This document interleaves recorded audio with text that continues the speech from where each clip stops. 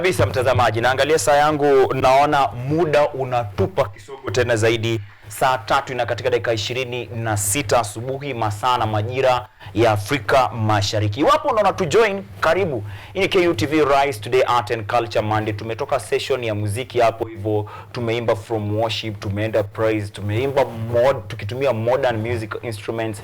Tumetoka hapo hivyo tumetumia traditional musical instrument inaitwa wandende kwa watu wa Mount Kenya, inaitwa urutu kwa watu wa Uluoni, Uluyani wanaita echiriri. Na saa hizi niko hapa hivi with a panel of the most knowledgeable pundits that I know, political analysts and leaders ambao ni youth leaders kutoka hapa nchini Kenya. On my closest hapa hivi niko na birthday boy wa leo tarehe 24 Februari. Yaani ulizaliwa in the month of love. Nick Mwadime Mwangi, SG Kenya Ahadi Party National SG.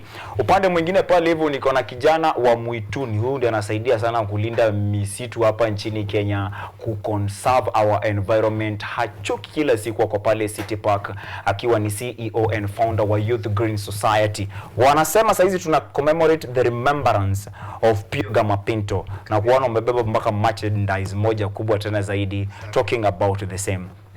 Nianze salamu hapa hivi nijue vile morning iko. Yes, good morning Maria. Nika salama sana mimi, good morning. Well, nikisikiza Mwalimu Okello. Mwalimu Okello said something very humbling that uongozi ni kitu ambacho ukipewa should be a humbling factor. A humbling factor. So today I'm reminded by so many people because I've received so many calls, so many messages, so many wishes just to encourage me about this journey of leadership and also to wish me a happy birthday, especially from my party members. So well, as we reflect on, as I'm reflecting on my birthday today, I'm looking at our political landscape as a nation. It's very troubling, whereby if you could see the remarks made by the former deputy president Rigathi Gachagua about his former president, well, you could see that trouble already loomed right from onset. So those are some of the things that I'm reflecting on this day. I'm reflecting on why we should have a political party. I'm reflecting on the importance of why as young people we have the numbers, yet our work is just mobilization. Such things is what I'm reflecting on, Mariam. Yeah. Kabisa na pata furahi sana. Even though leo magazetini si ati kila kitu kinatufurahisha. I see Turkana massacre hapo hivyo tutakuwa tukiongelea, but just before that kutoka City Park. Good morning, magical Kenya. Kenya is magical. Ukweli? Nafurahia sana kuwa hapa. I am so grateful to be here today kwa sababu tunaendelea. Na niko hapa tu pia kupatana na SG imekuwa ni some years kutoka June 25th that tujapatana. Kwa street. But it's good seeing him. It's good to discuss and articulate youth matters kwa hii session. Pia wewe na kupongeza, we have been seeing you. You're also not sleeping. So we were just discussing earlier with Dennis that among the youth that we know who's very vigorous is you, Mariam. And maybe many people may not know. You advocate a lot. I see every day. There's no single day. If I want news about what's going on in this country, community, status. If I want to be updated, I just have to open specific groups because we are in so many groups, me and you, just to see the great work you're doing, especially for the people of Roysambu that I have to mention. Mariam, yeah. I'm humbled that tunaongea hizi vitu on your birthday. Mimi niwetu kudanganya. Leo we are ancestors wangu wanataka kuanza kunikaba ko because we're talking about someone who is a legendary. We are remembering someone who nikikaa chini nifikirie kuhusu maisha yake huwa anajiona sana. He started off as a journalist in this country. Alikuwa anaonyesha watu maujanja. Socialist mnoma tena zaidi Pio Gamapinto. Hiyo shughuli iko aje ya kukumbuka Pio Gamapinto? Asante Mariam, nitakubalia SG nishikie hapo ndio display tuone. We have that. I think they are seen. Iko fiti. Iko fiti. Ngure ndo wako pale kwa picha. Yeah. Lazima ikuwe safi. Kabisa. Ukiangalia vizuri, that t-shirt has only 2 photos. Others was telling us to talk about the message, but Pio's photo will always speak for itself. Ukiangalia tu hiyo picture, you can see a Pan-Africanist, you can see a journalist, you can see the beacon of Kenyan independence. Kuna siku tulisema hapa, watu wengi wameita watu wana huku mulima wa kabila because of Mau Mau. Na nikakuja kuwaambia hakuna ukabila kwa Mau Mau. The person who owes the efforts of Mau Mau, it's not even the Kikuyu. It is Pio Gamapinto. Pio was the person who was looking for sources, alikuwa atafuta pesa Ethiopia na India to sponsor the Mau Mau protests. So today, as we celebrate him and together with the birthday of the SG, I think today is a very iconic day because it's a day that we are not mourning, we are celebrating the life of a Kenyan martyr. Yes. Nashukuru sana. SG. Yes. Kazi safi sana unafanya pale hivyo. Kabla niingie kwa gazeti. Yes. Chama cha kitunguu. Yes. Kenya marashi ya mboga. Marashi ya mboga ito hivyo na Sylvia Nyango. Munaendeleaje shughuli kwaje kwa the receptive is very good. Na watu wengi, vijana wengi wanatuambia wako na hope because wengi sana walikuwa nauliza nani ako nyuma ya Kenya hadi party because the ideology Mariam has always been for you to have a political party you must have somebody strong and that's why we're getting it wrong. I was discussing yesterday with an amazing lady called Jed Wamboi, Mama Roysambu. We had a conclusive conversation because she was asking me she's a champion of special needs. She was talking about Njadhaini, Githurai 44. We don't have facilities about these people. And we were reflecting and she was reminding me that the challenges we have as young people, that come the D-day of appearing on the ballot, we get confused with the little money. So we forget our own agenda. We forget what it means to be unemployed. We forget what it means to go to school, be a graduate and lack an opportunity in this country. So I think it's a clerical call to each and every young person we have this country that as the slogan of the political party states, haki yako ahadi yetu, that your right is our promise. Ni kazi yetu kupatia. It is our right. Juni haki yako. Juni haki yako. So chama, watu wajue chama ni sisi vijana. Hakuna mwenye anakuja kutukomboa kwa umaskini, hakuna kuja kutukomboa kwa janga la Ruto, hakuna anakuja kutukomboa kwa kitu yote. Ni sisi tuingie kwa chama, tukue kwa meza, tujitetee kiwa mezani. Kuna janga jipya. Kuna janga jipya Kimani. Naita janga la Ruto. We'll be looking into all that. Nataka tupitie headlines so that we can see nani ameandika fiti, nani tunaweza mpatia winning headline. You will focus on the Daily Nation. Kimani, you'll do the standard. I will start with the Business Daily. Na Business Daily wameweka mambo ya biashara katika kama headline. Wanasema Quiver Honor and Sport Pesa CEO in boardroom battle where shareholder war erupts over Kenya's newest insurance firm. We also have Barchain Honor told to pick 195 million for his shares. Hapo chini about budgeting wanaongea kuhusu how Raila AU bid raised foreign ministries budget by 1.1 billion Kenya shillings. That is what we have on the headline ya Business Daily. The Standard. The Standard inasema Turkana massacre. It's not a good headline, but for the sub headlines there's also that Mathare wameamua, inaitwa Nyoi, wanaziita Nyoi, how knives gangs are holding Mathare resident hostage. Ukurasa wa pili na watatu. We'll be looking into that. It's about security. Naona kama hao Standard wameongea sana kuhusu security. The unfortunate Turkana massacre whereby they are speaking about a violent militia attack at Tudonyang, Lake Turkana, has claimed at least 20 lives and left many injured. The assailants ambushed fishermen, sparkling fears of escalating violence, with casualties still unaccounted for. Security forces are scrambling to contain tensions along the volatile Kenya-Ethiopia border region. Nakumbuka asubuhi nikikwambia kuhusu vile tuko na shida na diplomatic ties. Yes. Tusiweke pending kidogo juu tutaingia. On the Daily Nation, my brother. Retirees brand of Ruto M-Pesa rule. I think Daily Nation could have done better. Mimi ningekuwa wao ningesema Ruto M-Pesa rule. Gazeti ingeenda kwenda. Gazeti ingeenda. Wangeacha tu maneno ya retirees of brand.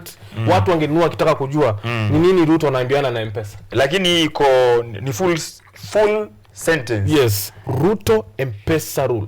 So the unfortunate bit is we have so many people that are retiring. People who have served the government for over 40 years and they cannot access their pension. That is something to be sad about. Wanasema wenye wanapata kulingana na Daily Nation sema 2,000 shillings ndo the amount. 2,000 shillings is the amount in shillings given to poor citizens above 70 years, orphans and disabled Kenyans monthly. Na unajua hii do nikiwa mdogo ilikuwa inakuwa 3k to 35 time ya Uhuru na time ya Kibaki na ilikuwa inasaidia sana. Na unajua the unfortunate bit is hii 2k hata ifikangi ikiwa 2k tayari shakata tax juu kwa juu.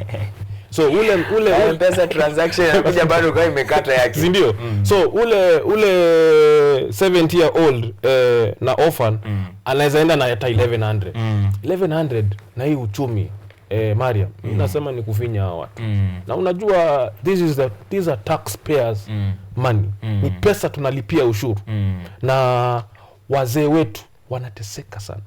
You are a husband. Yes. Na unateseka na unajua venye utatumia 2k. Yes. They know you have a junior. Yes. 2k pangia. Tupe budget ya 2k. 2k. Niko na mazio na diapers peke yake. Alafu inaisha. Imeshaisha hiyo. Story imeisha. Na unajua watu wengi hawaelewi ni nini haswa hii 2k ama 3k inafaa. Ukiwa mzee, si ndio? Kwanza matibabu ya hospitalini, it's something that is very basic. Yes. Imagine sasa uko na 2k sha ifanyi kazi. Si ndio? Uko na 2k na uko mashinani hakuna stima. Uko na 2k na uko mashinani hakuna hata food. Kumekauka. Hakuna di transport. 2k. Ndio itakuwa hizo vitu zote. Huyu jamaa huyu naitwa janga la Ruto. Janga la Ruto is what Nick Mwadime Mwangi is talking about. He is the SG Kenya Hadi Party. Sikizeni sasa watu wangu. On the Daily Nation, page 7, anaongea kuhusu Raila's 4 options. Nitakuwa nikianza na wewe Deno, to hear and listen to your opinions about the same. Anasema analysts, allies and critics of opposition leader Raila Odinga are floating 4 options that the ODM leader could pursue after he lost the quest to become African Union Commission chairperson. They believe Mr. Odinga could cement his ties with President William Ruto, continue extracting concessions from the president while pushing the narrative he ain't part of the ruling coalition, reignite his criticism of the administration to prepare for a 6th run, ni kama kuna risasi ingine ya mwisho, and reach out to his former opposition allies. Walisema baba ataenda na sisi tulisema, mimi nilisema, najua siwezi danganya, na nilisema hapa tukiwa na Sylvia baba apiti AUC. Ajapita, he has 4 options, the allies, the critics, and who else, and political analysts wameongelea hii story. They know from where you sit. Options za baba after losing the AUC in relation to us trying to speak about development in this country. Kuna options zinaweza tusaidia sisi kama Wakenya za baba. Thank you very much. I don't want to have bad kusikia vibaya nikienda event ya Bioga Mapinto this morning, because talking about Raila makes me feel bad, because this guy has come a long way in helping Kenya, but he has just used it within 3 months to destroy everything that he has done over the years. but just to say that ni wengi wanasema Raila arudi siasa, but we want to tell Raila Odinga it is time akuwe indirect leader. You don't have to be at the table to lead. You can also choose somebody that is answerable to you and let them lead, because one thing that we know, Kenya lost because of our poor representative. Because it's just the other day we were fighting for open the server, but Raila alienda akatuangusha si Gen Z because he chose to go to the government akasema dialogue, and yet the server were not opened. Chebukati ameondokea kama server haijafunguliwa without knowing the true things. So what I can say is that if Raila want to continue to die as a patriot, let him retire into politics now, because the more he's continuing to linger and look for sides, he's going to tarnish his name. He'll continue to let people know that Raila Odinga is just a selfish person, because now they told us that ODM is not in parliament, in government, but we all know that ODM is in parliament, and any step that Raila Odinga is going to take to put forth now, it will either break or destroy Kenya. Why? Because if he joins the opposition, those are the people who are opening up eyes for Kenyans now. We are going to continue to request him for impeachment. The only good thing Raila Odinga can do in his climax life is to steer impeachment of Kasongo. If Raila will help impeach Kasongo, we are going to be very grateful Kenyans. Why? Because we have come to know that even the key person that made Raila fail is William Ruto. Why? William Ruto is just a 2-year president. Kiherere ni ya nini ya kupigia Macron? The other even Paul Kagame has stayed for 4 years, equally 4 terms, but he had nothing even to call Macron. So I feel the people Raila Odinga is grabbing shoulders with are the people who cannot take him anywhere, and he would have won this race if he was alone, but not with the Kenyan president. So options zako ni retire, either retire ama tusaidie to impeach William Ruto.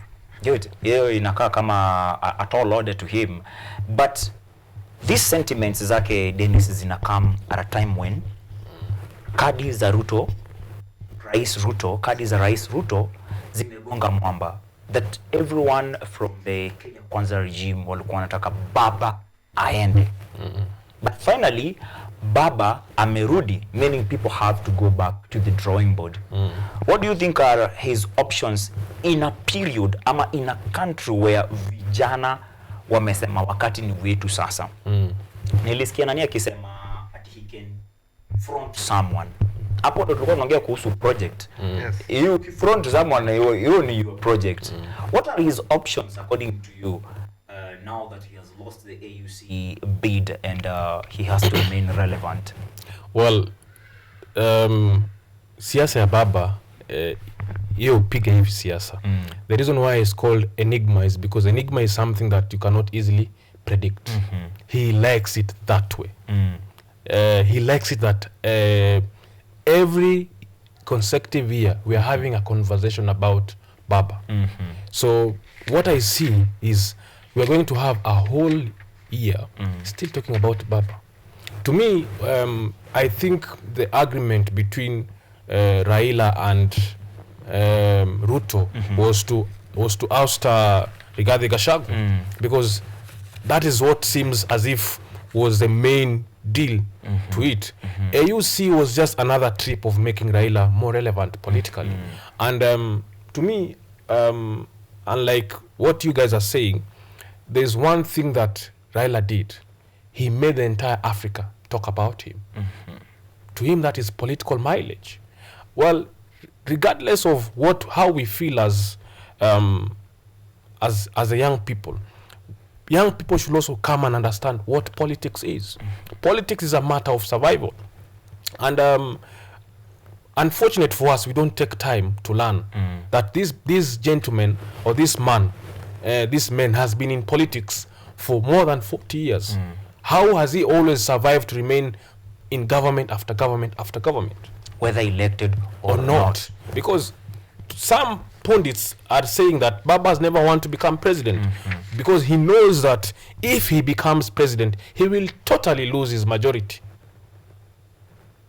Just like as Ruto is losing his day by day. He knows that if he's to become president tomorrow, then he has lost the people of Nyanza, then he has lost the people of Western, then he has lost the people of Coast, then he has lost his backing. What I'm worried about is this, Mariam. People are trying to put a conflict between the Luos and Kikuyus. I'm coming from Mount Kenya. My neighbor is coming from Nyanza. We don't have a problems with the people from Nyanza. Completely. We don't have a problem with the people from Western. I think tunafaa tuwaoe wote. Yes.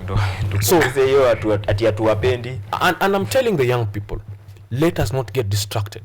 We don't need Baba to impeach Ruto. We went on the street 2020 Without Baba. Without Baba. So why do we need him? I would like to beg there, because if we say we don't need Baba kidogo after maybe amemaliza hiyo point. Yes. Hiyo point maybe inaweza iko na uzito. Wacha kwanza iishe. So, and right now you can see everyone wants to hijack the process of Gen Z. The guy, the Gachagua is talking in Meru, he's talking in Wamunyoro, saying the Gen Zs did a good job, right? We know the process, and we know that come 2027, someone from the political class will want to hijack the movement. We want to hijack the process. They have started. Where we started.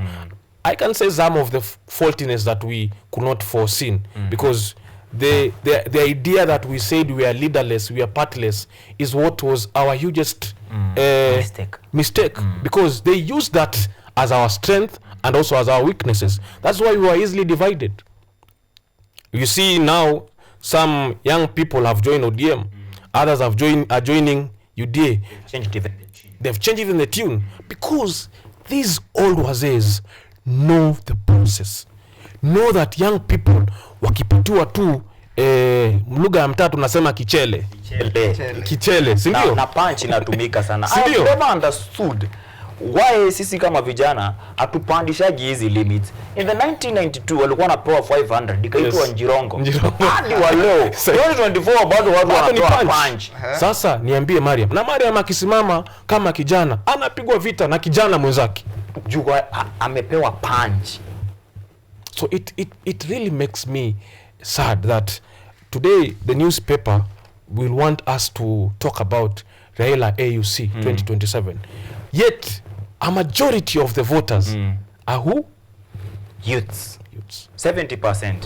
What I wanted to say is that ni vizuri na mimi sijakata, Raila Odinga has been a patriot for this country. Lakini we will never forget June 25th ile siku alitutoka. Hata kama amefanya nini, I will never forget that day. Because as I started, I said tulikuwa open the server. What made him forget us?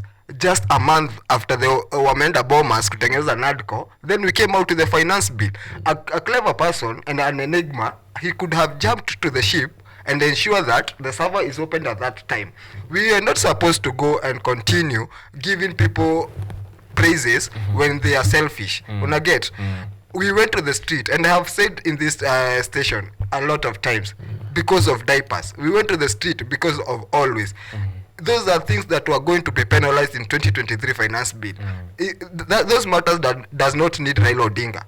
Now we are going to say 10 million strong. I think you have seen the posters. It's true. Youths are 10 million strong. Lakini, how many have votes? Let me continue and remind you. In the AUC bid, there were several things that came up. One of it was the impeachment. There was also Besije. There was also expensive the finance bill for a university. What did Raila Odinga say about that? He said nothing. Alitulia. So politics za country. A person your worth, and that's why today we are celebrating Pio Gamapinto. Pio fought the white man before colonization, even before 1963. He went to India, saw the independence of Goa, and then came back because he was a Kenyan to fight for Kenyan independence. And even long after independence, 2 years before he was assassinated, he was still telling the government of Kenyatta, ensure you pay Mau Mau widows and orphans, ensure you stop land grabbing, ensure you stop this. he was a journalist writing the things inside KANU. So you cannot tell me because it is your chance and you really want this. And again, we want You can be in a government and still do good. Yes, and I want to remind you, SG, the AUC chair was not a Raila Odinga self-boost. It was a Kenyan geopolitics seat. You get? So the Kenyan was the opportunity of Kenyans. It was not opportunity of Raila Odinga. And we have to say the truth. Ruto aliendea Raila for his political gains 2027 so that the Nyanza people and the Luo Nyanza will vote in his basket. Good. That is the only thing we can say. Time will tell, gentlemen. Good. Kotini, hii wiki. Defining week for Koome and top judges. The Judicial Service Commission is set to reconvene tomorrow, which is kesho Tuesday. Tuesday vitu mingi happen. With the proposed ouster of the 7 apex court judges top of the agenda. Yes. You keep talking about cooking. Yes. Kama ni juu natoka Kenya hadi na mkona vitu. Goose imepikwa hapa hivi. Probably to pick where Kimani has left it. Me and Kimani are speaking the same language, but saying it differently. And the challenge we have, especially in our Kenya, is that one, we want to be on the table. At the same time, we are willing to put up the struggle. Two, we want to go on the table without a negotiating tool. And you see, this Wazee understand that. But that's beside the point. Judiciary, I think I said it on TV 47. Ruto has understand that each and every election, you cannot have the same CJ. In 2013, we had this guy, William Tunga. Uncle William Tunga, who nullified the elections of Raila Odinga. In 2017, we had Maraga, who nullified the elections of Uhuru. Right? In 2022, Koome said it was hot air. She was so categorical that we have wasted time in this court with hot air and chasing what? Wild goose. So it's cooked. It now begs the question, because now it is publicly seen as if it's a community issue. Because what I could hear the former president say yesterday, that now Wameru wamekosewa. But when it really matters the most, on the issues of economy, I didn't hear Martha comment talking about it, the CJ. When the young people were getting abducted, I didn't hear her as a chief justice talking about it.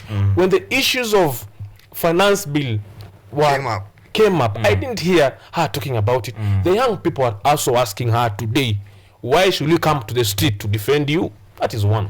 I think we are having a problem with grasping concepts as Kenyans, with accepting truths and facts. We used to say that we don't have a CJ because she's still crying for justice as we are. She's on record saying that she stopped watching news because of the injustices that are happening in this country. True. She has not done something about it. People proposed about her leaving. I remember akina Nelson Havi wakianzisha hizo conversation, akina Grand Mula wakianzisha Nasir Law wakianzisha hizo vitu. Saizi ndo conversation imechange that now kuenda kwao is bad for this country. Deno, is it an issue of mwenye anakutoa kwa ofisi ama wewe kutoka kwa ofisi? Tuangalie tu hapo. We the people, that portrait. It is high time tuache kuhang hizi picha sijui za William Ruto kwa ofisi, because we know ukifanya kazi kwa ofisi, it will not be about you, it will be about William Ruto. Why is Chief Justice asking for justice? Because of corruption. Una get? And we want to go forward and remind the judiciary. We have 3 arms of government. Hatuna ati ile ni kubwa kuliko ingine. And this side I said in the time of impeachment ya Gachagua, and I want to rubbish what Gachagua was saying yesterday. We cannot support Chief Justice because he's from the mountain. That is corruption and it is tribalism. What we are saying is that let us use the law The law is the only thing that if you are wrong, hata kama ni wewe, no one is above the law. We want to tell the arms of government. We have the executive, parliament, and the judiciary. Gachagwa's matter of impeachment that matter was non-justiciable. Why? It was non-justiciable because he has been impeached by the executive, passed by the parliament, and so the judiciary could not do anything. Because if two, one and a third, you see, two have thrown you out, what can we do? Nothing. So let us remember that the arms of government work cordially together, and we should allow these arms of government to interwork and intermarriage in things, in laws that help end corruption. Because jury pesa, it's true, the judiciary is just being run by money, so corruption is at the highest order in our country. So going forward, the only thing that I can request this country and the institutions for EACC for corruption, be straightforward. Tuache kuangalia mutu William Ruto, sijui the president. Let us look at the people, the preamble of the constitution, we the people. We the people. Yes. We have 3 arms of government. They are supposed to provide checks and balances. Hakuna yenye nafaa kuwa kubwa kuliko ile ingine. How you get to office ndio tofauti. For you to be an executive, you are either elected by the people as the president and deputy president as a running mate hapo hivyo, or you get appointed by the president to serve in the CS positions that we have, PSS and all that. If you are in parliament, go back to your people grassroots wa kuchagua kama mbunge. If you are in the judiciary, kuna Judicial Service Commission making appointments and hizo appointments kazi ya president. But time pia inatupeleka mbio sana, naangalia saa yangu naona we have 3 minutes. In this 3 minutes nataka to moderate. 30 minutes we speak about the security within our borders and outside our borders. 30 seconds. Ndio tupate zile zingine za lines za kikwetu. So I think I'm really sad about the Turkana massacre. And it just comes in about whereby the declaration of the president to open in the border regions, whereby they will be given free IDs, free visas. So these are some of the repercussions that we were talking about. Now, I really want to know that what is our government doing about our security? Because if we have people to go to Haiti, then we cannot lack people to go to Turkana. We cannot lose life at this juncture. Because it really scares me, but right now that if we are having a massacre in Turkana, then there are looming conversation about Al-Shabaab attacks. I've already heard about it. People are telling me that Al-Shabaab are already targeting senior places we have in Nairobi. These are not issues to joke about. These are not issues that we can play games with. It is time now the security intelligence to stop abducting Kenyans and deal with the issues we have at the borders. Those are more sensitive than abducting young Kenyans, Mariam. So that is what we feel as Kenya Hardy Party, that it is very important that we focus on the security of the people who pay taxes in this nation. As we are lamenting about the rising insecurity in our country, the current CS for Internal Security and Coordination on ESMAS, Kipchumba Murkomen, is saying that the Turkana massacre is something small. Ni kaishu kadogo kamushkil kalingia hapa na pale. As he is saying that we have what you're calling a massacre. More than 20 lives lost, others injured. Hapa Nairobi, Mathare, ulita watu wa Nyoi.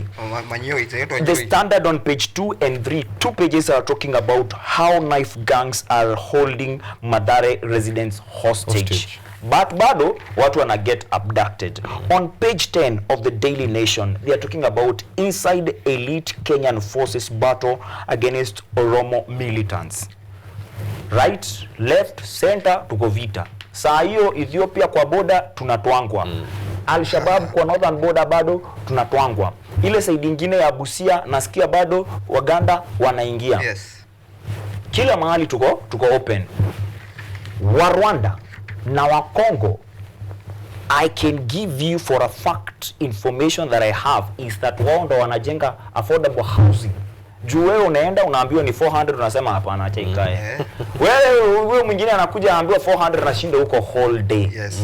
Speak to the matters of this security as ndo tuanze kumalizia. So Tufunge kabisa hadi Kipchumba Murkomen. Unajua hashtuki na hii masaka because amezoea kuua majenzi wengi, amezoea kumaliza watu wengi. So hii kitu kadogo kwake because they are fighting the wrong battles. And what I want to say, and just to remind you, our patriot Raila Odinga, these are the things that he failed to talk about. I really tried even reaching Akina Gaucho so that they can reach Baba, even Kasmol himself, to tell him it is time we have a borderless Africa. Why? If you go singing about the Netherlands King, sijui Malcolm, sijui America, Africa will never ever think about you. Because why? If huyu jamaa Traore ni wa wapi? Burkina Faso. If that 40-year-old man is doing what Raila Odinga could have done 40 years ago, what are you telling us?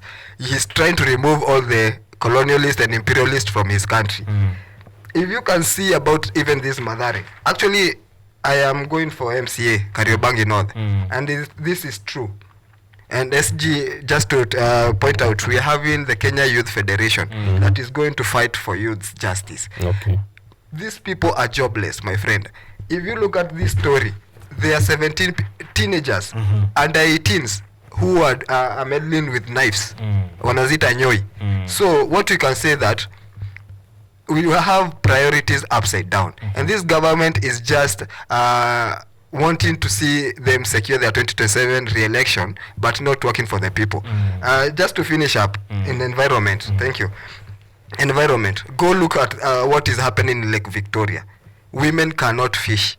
The water has turned into green. But in the same gazette, there is climate finance. How will we help our people? How can youths? If we go to Kariobangi and Mathare, where the river was huko ndio dam site iko, huko ndio boma iko.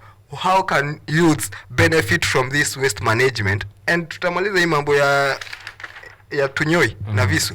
Yes, I think that is my take. Kweli. I'm saddened by that tumekuwa uchumi umedorora mpaka imefika mahali tunauana.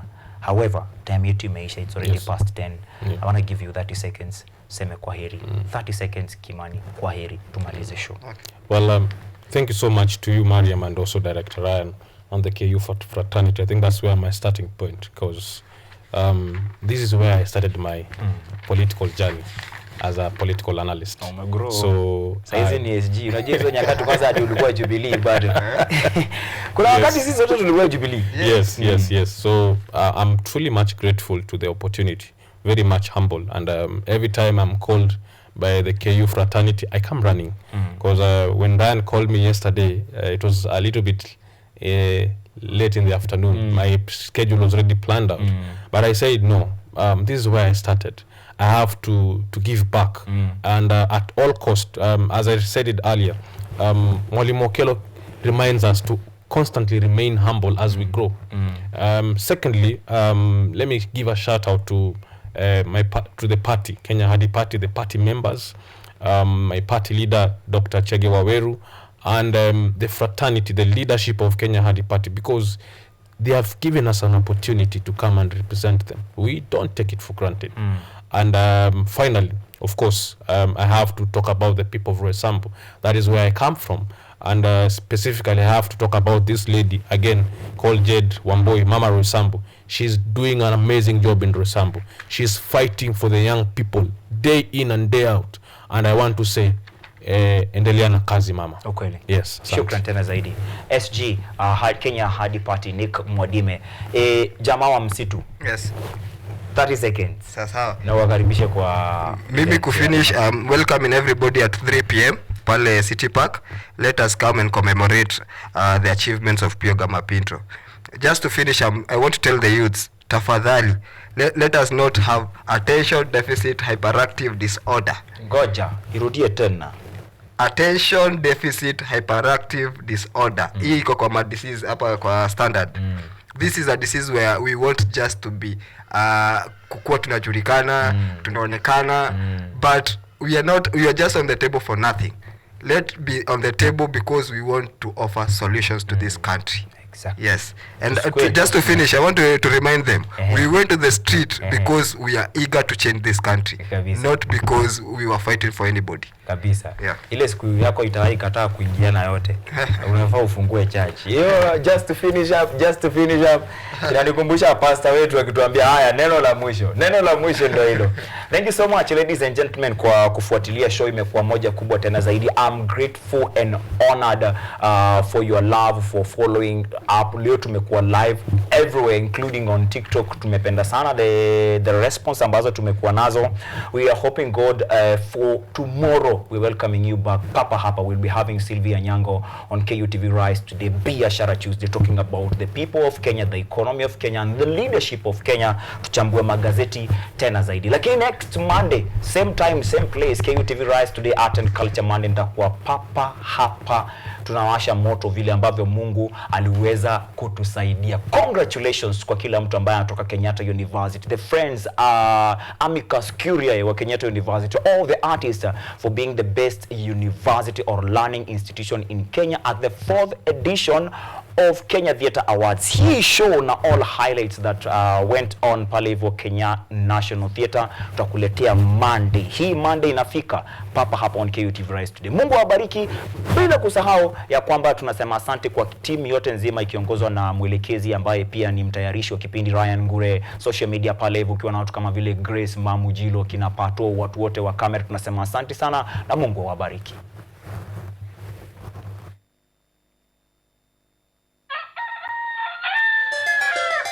Whoa.